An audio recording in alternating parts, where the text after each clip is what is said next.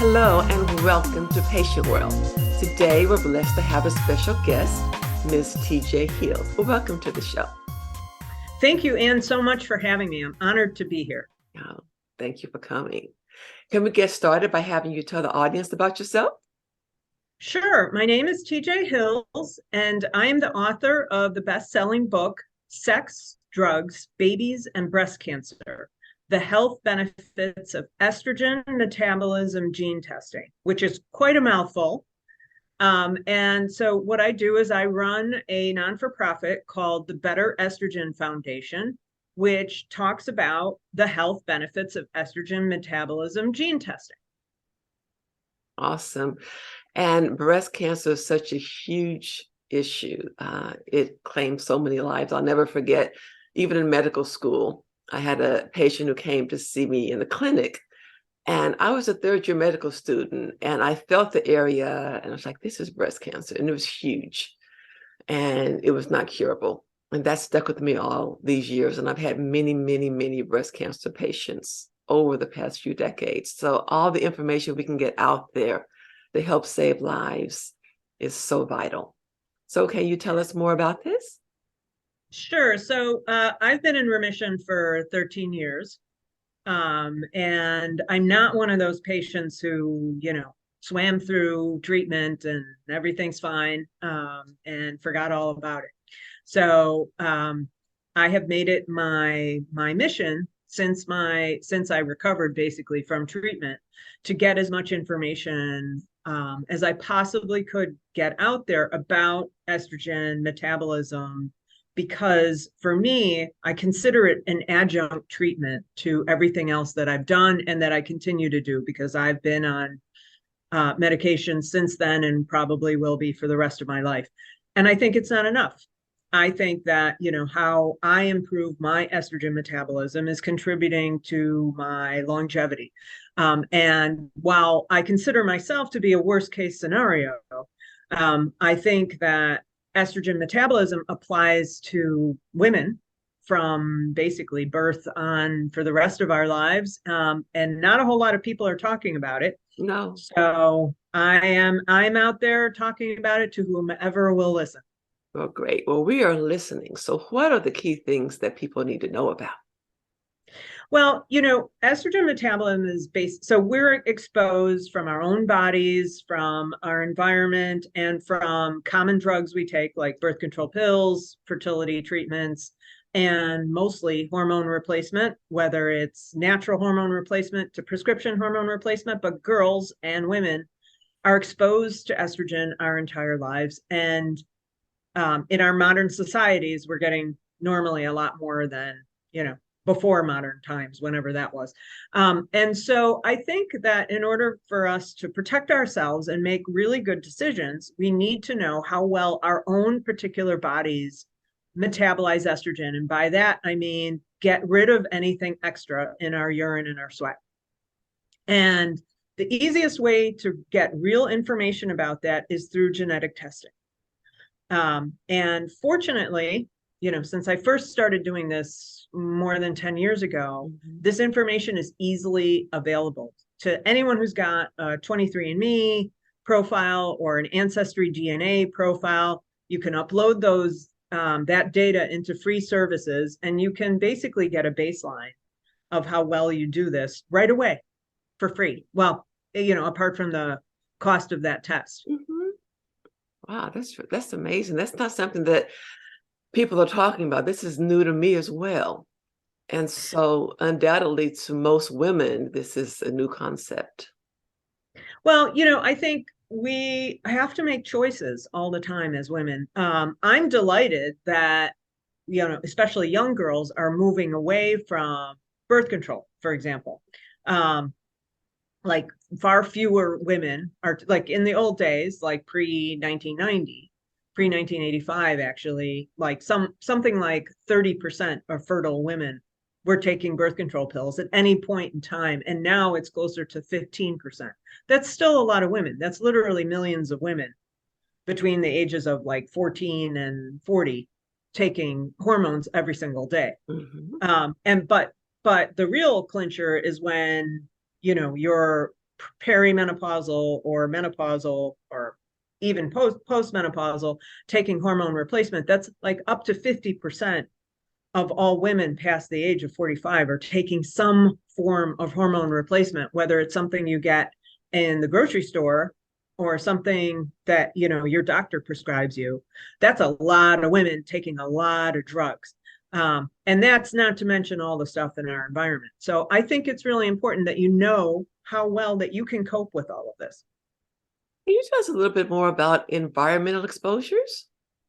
So, you know, we as Americans are exposed to, you know, what's called endocrine disruption or toxins in our environment that disrupt our hormones like constantly, basically. So it's in our food and our water. And by water, I mean not just the plastic bottles that you drink. I mean what you're getting from the tap. I mean, you know, the stuff you're showering in, depending on where you live. It's literally surrounding you in particularly in America as opposed to, you know, other first world countries.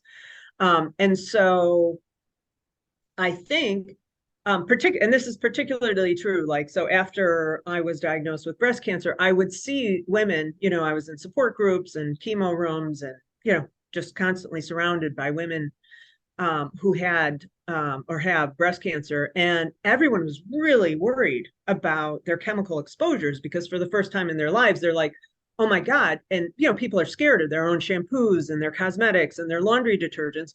And so I think that it's important for everybody to know how well they can manage this so that they really know how much they have to pay attention to it. Now, I think everyone should pay some kind of attention to it because, like, drinking plastic or eating plastic is not good for anybody.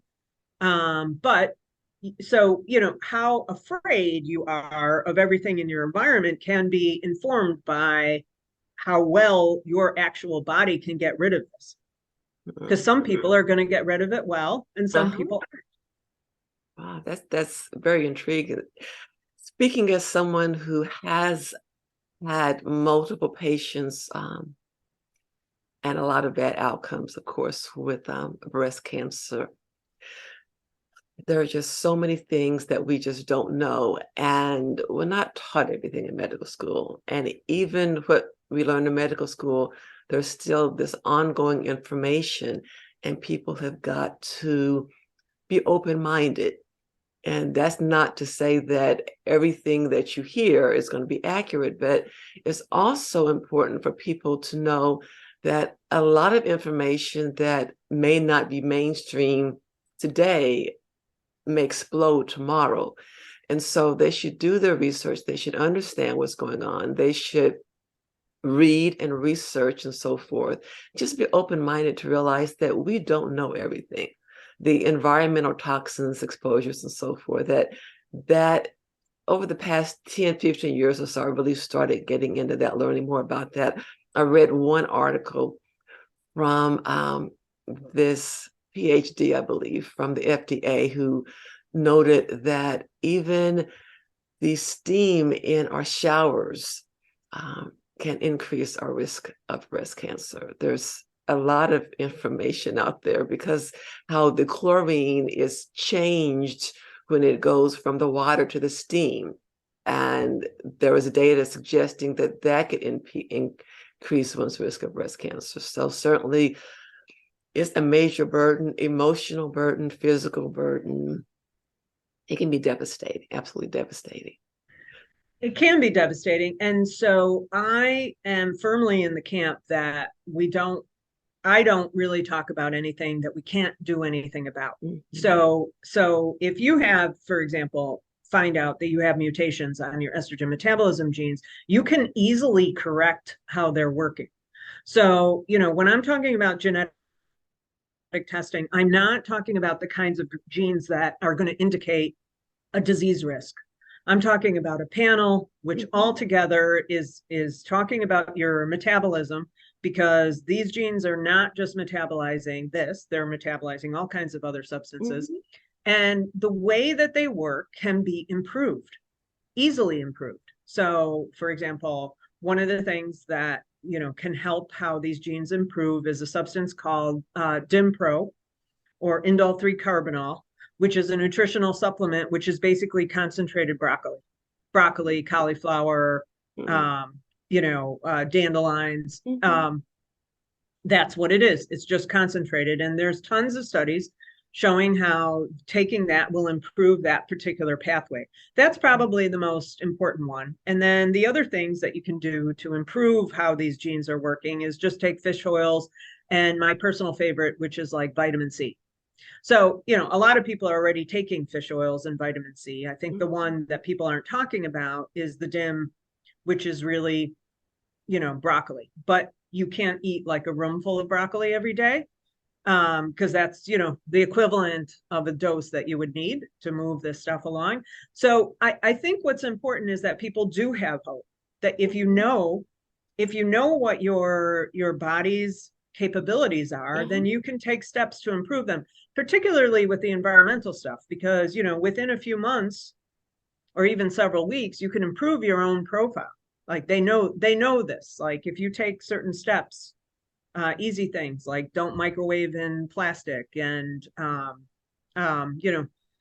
there's a whole list of really easy steps that you can take, like changing out your laundry detergent or some of the other things. And so if you decrease your load and you start taking some of these nutritional supplements, you can improve your profile like basically overnight.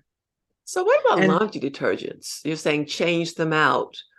Are you saying? Well, like, so for example, there's a non-for-profit called the Environmental Working Group.